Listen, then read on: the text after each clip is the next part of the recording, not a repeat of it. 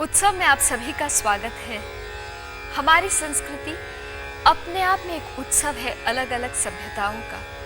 इतिहास गवाह है, हमारे देश ने सभी सभ्यताओं को अपनाया है। जो भी जब भी यहाँ आया, चाहे वो किसी भी जाति का हो, संप्रदाय का हो, वो यहीं का बनकर रह गया। यही अनेकता बन गई हमारी संस्कृति की एकता। आज का उत्सव है क्रिसमस का, और इस पर चर्चा करने के लिए मैं आमंत्रित करती हूँ हमारे आज के स्टार गेस्ट को, विश्वविख्यात पंडित हरिप्रसाद चौरसिया को। प्रणाम पंडित जी, बहुत बहुत स्वागत है आपका। नमस्कार। नमस्कार। मुझे आपके ये शब्द बहुत अच्छे लगे, अनेकता और एकता के बारे में। आपने बहुत ही अच्छा कहा कि एक ऐसा उत्सव है जिसको सही मायने में देखा जाए तो विदेशी लोगों के अलावा हमारे भारत के हर संप्रदाय के लोग बड़े मन से इस उत्सव को मनाते हैं। मुझे याद है कुछ सप्ताह पहले से ही, क्रिसमस के कुछ सप्ताह पहले से ही ये गाना हमेशा सुनने को मिलता है जिसको कहते हैं जिंगल बेल जिंगल बेल, जो कि हर बच्चे की ज़बान में सुनने को मिलता है। और जब भी हम चर्च की तरफ से गुजरते हैं तो अच्छे क्वायर सुनने को मिलते हैं, ऑर्गन सुनने को मिलते हैं और कैरल सुनने को मिलते हैं। कमाल है, ये अनूठा, हमारे लिए क्या, हमारे भारतीय लोगों के लिए एक बहुत अनूठा उत्सव है। बिल्कुल। और पंडित जी, जो पाश्चात्य संस्कृति, संगीत को हमने और इनके उत्सव को जैसे हमने अपनाया है जी, वैसे ही भारतीय शास्त्रीय संगीत ने पाश्चात्य इंस्ट्रूमेंट्स को अपनाया है। उनके बारे में बताइए।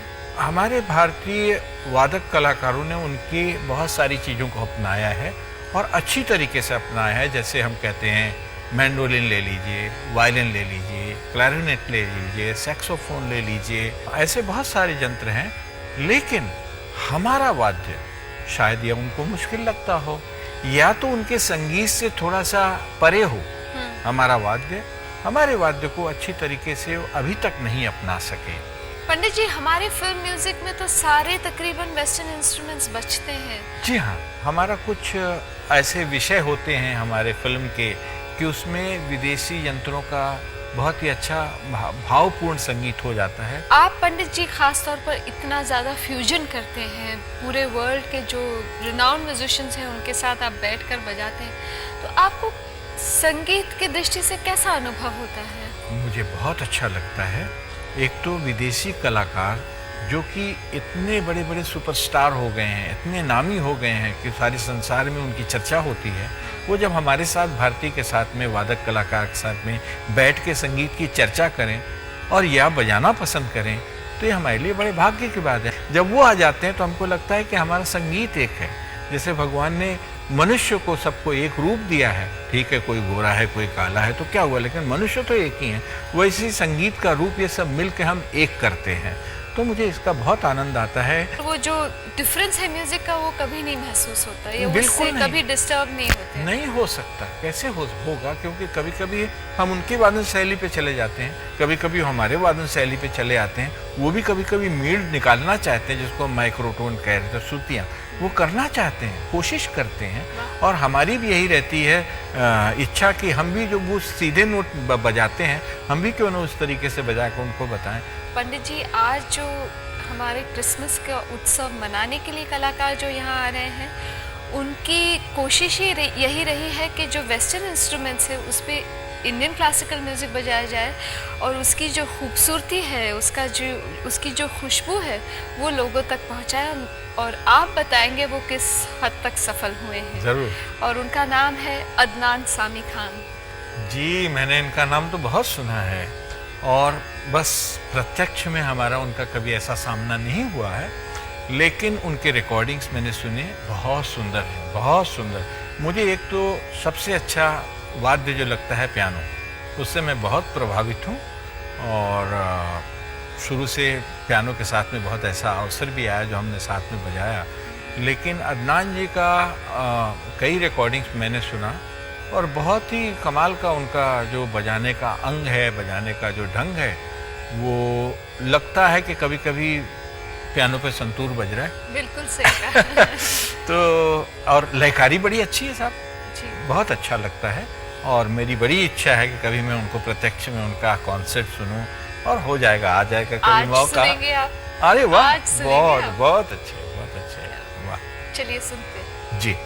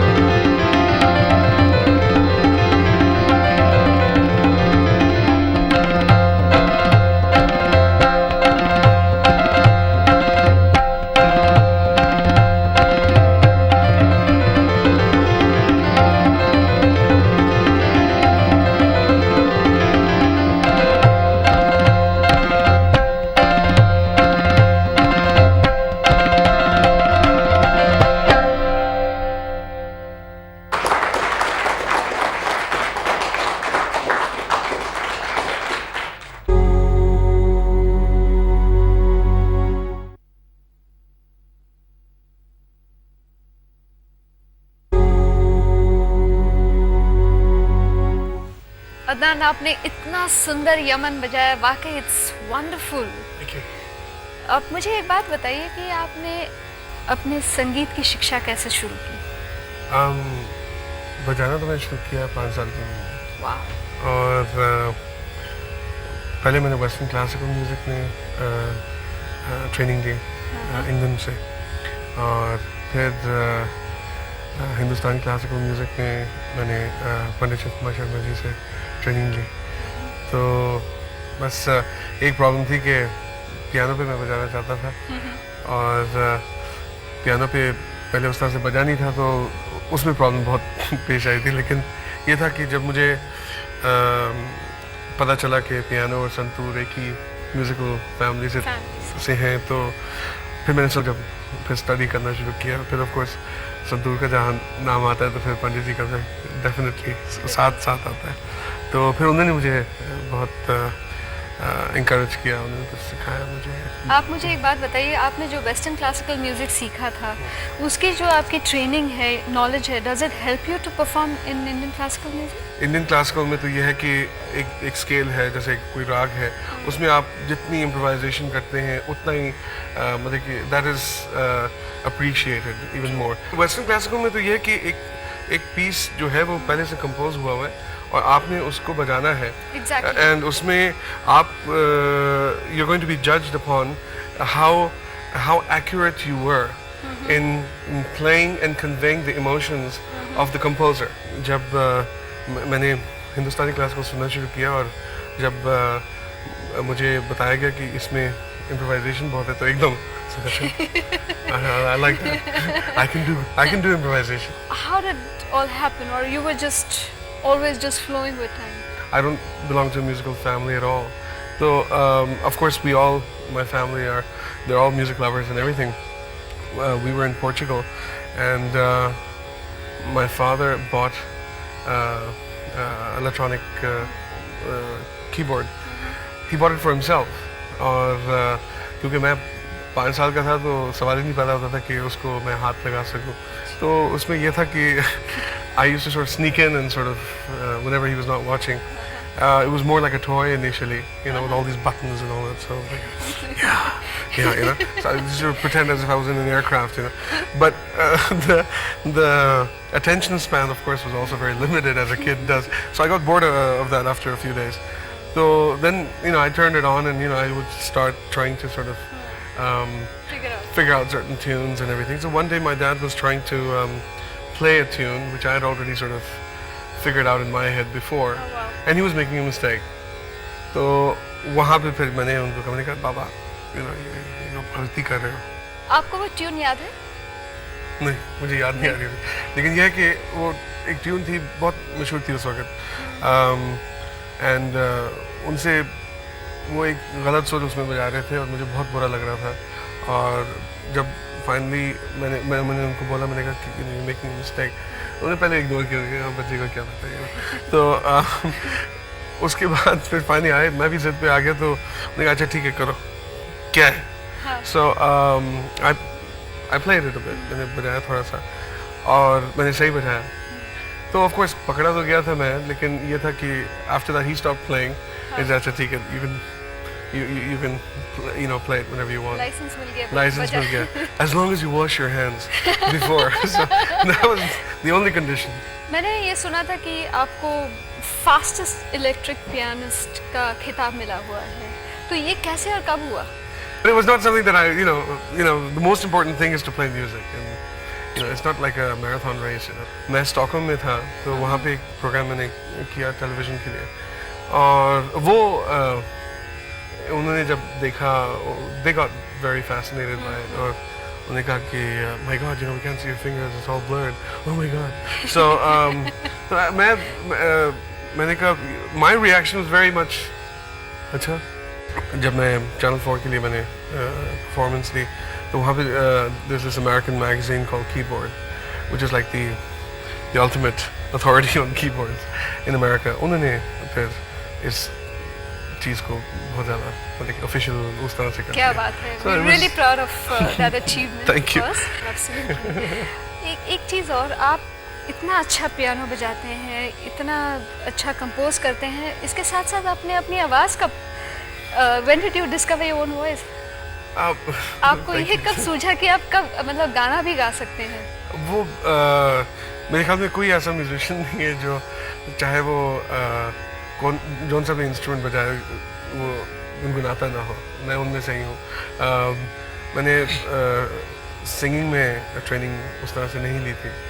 ये एक चीज़ थी कि जब भी मैं कुछ बजाता था तो साथ में गुनगुनाता था। तो जब मैं कॉम्पोजिशंस अपनी करता था, कंपोज करता था, तो और कोई गाता ही नहीं था, मैं खुद ही गाता था। तो वो गाते गाते शायद थोड़ा सा रियाज मेरा बन गया उसके। तो ये हकीकत है। That's how I became a singer. नहीं, आप बहुत सुंदर गाते हैं और लोगों ने तो बिल्कुल आपकी आवाज़ को तो अपने सराखों पे बिठा रखा Thank you. है और इतना मज़ा आता है आपके गाने सुन के। और ये क्लासिकल से लेके पॉप तक काफ़ी सफ़र तय किया है आपने, मतलब इट्स बीन कम्प्लीटली, मतलब एक ज़रूर बात कहूँगी कि अब कंप्लीट म्यूजिशियन का खिताब तो ज़रूर मिल सकता है, Thank you so चाहे much. वो कोई मैगजीन का हो या नो, लेकिन जनता तो ज़रूर देगी आपको। Thank you so much. And thank you so much for coming. My pleasure. And it's really been great to have you here, and hope to have you again and again on this Absolutely. Thank you for having me. Thank you. Thank you.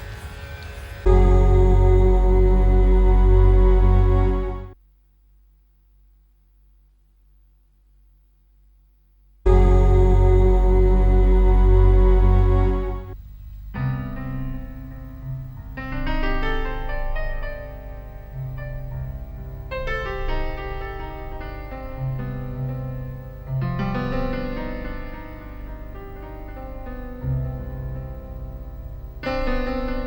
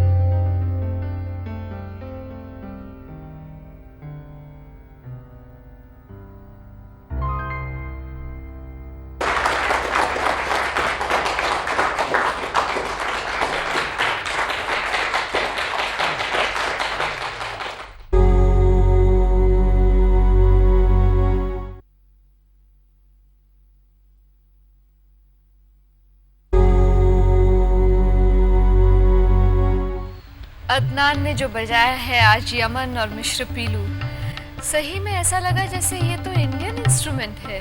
जी मुझे भी ऐसे ही लग रहा था मैं कि जैसे कुछ इंडियन से ही सुन रहा हूँ। अगर मैं आंख बंद करूँ तो मुझे ऐसा लग रहा था कि कोई अलग ही वाद्य है। उनके बजाने की जो शैली है वो ऐसा लग रहा था कि जैसे कुछ अलग ही वाद्य लग रहा है, पियानो नहीं लग रहा है। जब मैंने आँख खोल के देखा तो पियानो बजा रहे, कमाल है। क्या इनका इसमें क्या पियानो में इन्होंने मेहनत किया है और कितना अच्छा उन्होंने, जो हम मिस करते हैं भारतीय संगीत का, जो मैंने कहा माइक्रोटोन्स और जो मैंने कहा मीड़ गमक, लेकिन उन्होंने सब ऐसा रियाज किया हुआ है, ऐसा अभ्यास किया हुआ है कि हमको जरा सा भी उन्होंने असमंजस में नहीं डाला और बहुत ही अच्छा। मतलब इतने ड्रॉबैक्स होते हुए भी उनके संगीत से ऐसा कहीं पे जाहिर नहीं हुआ। और अभी जैसे ब्रिजभूषण कावरा जी ने शुरुआत की थी गिटार में, उनको उन्होंने इंडियन क्लासिकल म्यूजिक में ढाला जी। तो वैसे यू श्रीनिवास ने मैंडोलिन को लोगों के सामने लेकर आ गए जी। तो मुझे आप एक बात बताइए कि अभी तक वेस्टर्न फ्लूट कोई क्यों नहीं बजा पा रहा है? वेस्टर्न फ्लूट इसलिए नहीं बजा पा रहे हैं, कुछ थोड़ी सी ऐसी बातें हैं, टेक्निकल बातें हैं जो हमारे भारतीय संगीत को विदेशी यंत्रों में सूट नहीं करता, मतलब उससे कुछ मिलाप नहीं है। वो इसलिए कि हम लोग ज़्यादा माइक्रोटोन यूज़ करते हैं हमारे संगीत में। भारतीय संगीत में माइक्रोटोन्स को हम हिंदी में कहेंगे, भारतीय उसमें कहेंगे, लैंग्वेज में कहेंगे श्रुति। अच्छा। श्रुति का हम उसमें आंदोलन नहीं करते वेस्टर्न संगीत में। हमारे संगीत में श्रुति का आंदोलन बहुत आवश्यक है, तो इसलिए हमारे जो भारतीय यंत्र हैं उसमें श्रुति अच्छी तरीके से आंदोलित होता है, और जबकि उनके वाद्य में नहीं होता। तो जो हमारे वेस्टर्न फ्लूट हैं, जिसको हम बांस की बांसुरी को बांसुरी कहते हैं, उन्होंने उसमें चाबी लगाई हुई है, आपने देखा होगा, और वो स्टील की बनी हुई, बांस की नहीं बनी हुई। तो उसमें थोड़ा सा जो ध्वनि है उसका रूप ही अलग होता है, और उसमें जो स्वर हैं वो बड़े सीधे सीधे स्वर होते हैं। जैसे पियानो के स्वर होते हैं वैसे उसके भी सीधे सीधे स्वर होते हैं, और हमारे जो स्वर होते हैं वो हमेशा ऐसे झूमते रहते हैं, जिसको हम कहते हैं स्लाइड करना एक नोट से दूसरे नोट को। वो उनके उसमें नहीं होता संभव। जैसे क्लैरिनेट वगैरह में होते हैं वैसे ही होते हैं यहाँ पे। हाँ, चाबी लगी हुई है ना। हाँ, चाबी हाँ। हर नोट पे चाबी लगी हुई है, तो जब चाबी पे उंगली रखते हैं तो वही नोट सुनाई पड़ता है सीधा। जैसे पियानो पे उंगली रखते हैं, एक कीबोर्ड पे एक की पे उंगली रखते हैं तो एक ही साउंड आता है, उसका स्लाइड नहीं हो पाता है। हमारे हम जैसे गले को स्लाइड करते हैं वैसे हम गले के साथ में वाद्य को स्लाइड करते हैं। वाद्य जब हम लेते हैं तो ऐसा लगता है कि हम वाद्य के साथ में हम खुद गा रहे हैं। वो एक उनके में भावना नहीं, क्योंकि वो पेपर पढ़ते हैं, पेपर पढ़ के संगीत बजाते हैं। हमारा क्या होता है, हम यहाँ हमारे पेपर होते हैं, हमारे मस्तिष्क में पेपर होते हैं, और हम आँख बंद करके और उसको प्रार्थना स्वरूप संगीत को बजाते हैं। पंडित जी, ये क्रिसमस आपके बगैर क्रिसमस नहीं होता, और आपका यहाँ आना हमारे लिए बहुत ही गर्व की बात है। Thank you so much. आप यूं ही आते रहिए, यही आपसे गुजारिश है। प्रणाम पंडित जी। नमस्कार। दोस्तों, आपको हमारे इंडियन क्लासिकल म्यूजिक का ये क्रिसमस कैसा लगा? आप ज़रूर हमें लिख भेजिएगा। आपके सजेशंस, आपकी एडवाइस हमारे लिए बहुत मायने रखते हैं। We are waiting for your response. Please do write to us. Until next, नमस्कार।